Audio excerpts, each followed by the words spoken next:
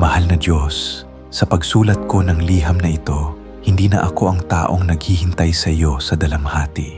Minsan, inakala ko na sa araw na sasalubungin ko ang iyong pagbabalik, makikita kitang bumababa mula sa langit na may dakilang kaluwalhatian kasama ang lahat ng mga anghel at ako ay madala pa itaas sa kaharian ng langit.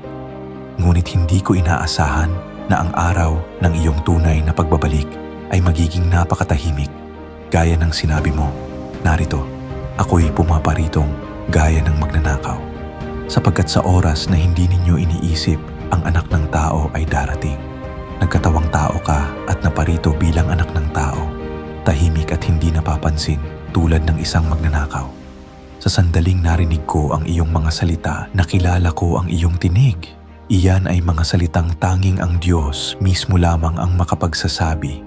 Mga katotohanang tanging ang Diyos mismo lamang ang makapagpapahayag.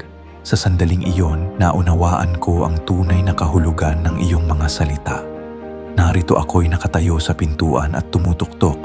Kung ang sinuman ay duminig ng aking tinig at magbukas ng pinto, ako'y papasok sa kaniya at hahapong kasalo niya at siya'y kasalo ko.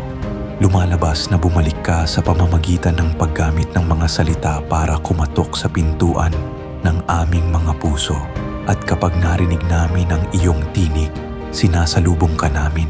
Diyos, salamat sa pagpili mo sa akin at sa pagpapahintulot sa akin sa mga huling araw na salubungin ka. Iniligtas mo ako mula sa isang buhay ng kalungkutan at pasakit. Handa akong sambahin ka sa buong buhay ko. Ikalat ang iyong ebanghelyo, ipalaganap ang iyong mga salita, at akayin ng mas marami pang tao pabalik sa iyo.